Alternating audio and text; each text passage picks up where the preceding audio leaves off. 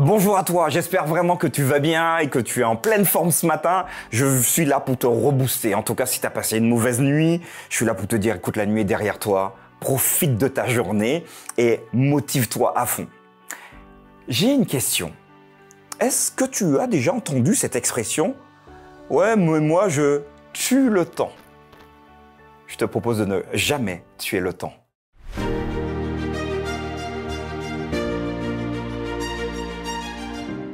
Aujourd'hui, la pensée du jour se trouve dans Colossiens chapitre 4, verset 5. Conduisez-vous avec sagesse envers ceux du dehors et rachetez le temps.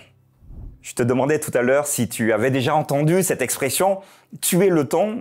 Tuer le temps, c'est finalement avoir une activité qui est pas vraiment terrible, mais on fait passer le temps, quoi.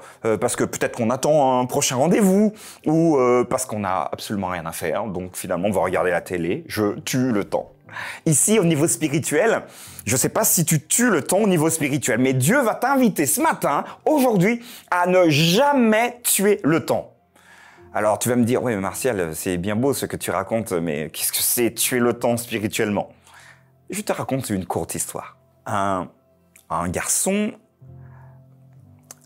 prend des cours de piano depuis 3 ans. Et son professeur se rend compte qu'il ne progresse pas très vite. Donc il va lui demander, écoute, comment travailles-tu ton piano? Et donc le garçon lui répond, écoutez, moi je me mets au piano pendant 1 heure par semaine et je fais tous mes exercices. Et là, le professeur comprend et lui dit, oula, tu as une très mauvaise pédagogie. Je t'expliquerai maintenant comment étudier ton piano. Dès que tu en as l'occasion, même si c'est 5 ou 10 minutes avant de partir à l'école, parce qu'il était à l'école, entre midi et 2 quand tu rentres à la maison pour déjeuner, le soir ou le week-end, passe du temps, même si c'est 5 ou 10 minutes, à pouvoir pratiquer ton piano. De cette manière, le piano fera partie de ta vie. Donc, organise-toi pour avoir du piano partout. C'est ainsi que tu deviendras un musicien. Quelques mois après, la différence était flagrante. Mais je pense que tu l'as compris. Parfois, spirituellement, on tue le temps. Et donc, on tue le temps parce qu'on vient le samedi à l'église, parfois le dimanche pour d'autres. On s'assoit. C'est fatigant. En fait, on est bien présent, mais on n'est pas présent. On est présent physiquement, mais notre esprit est ailleurs. Et on fait autre chose.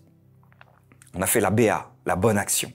Mais là, tu l'as compris, l'idée, c'est d'avoir une relation avec Dieu, non pas qu'un jour, le samedi ou encore le dimanche pour ceux qui y vont, mais d'une manière régulière. Dès que vous avez une ouverture, prenez le temps de pouvoir avoir une courte prière, de pouvoir lire un texte biblique, de réfléchir, de regarder les pensées du jour également, de regarder les pensées du jour déjà enregistrées. Tout ça, ça fait partie finalement d'une richesse. Et comme ce petit, il deviendra plus tard pianiste, toi aussi, tu as la capacité d'être un enfant de Dieu construit, fait et qui n'aura plus le temps de tuer le temps.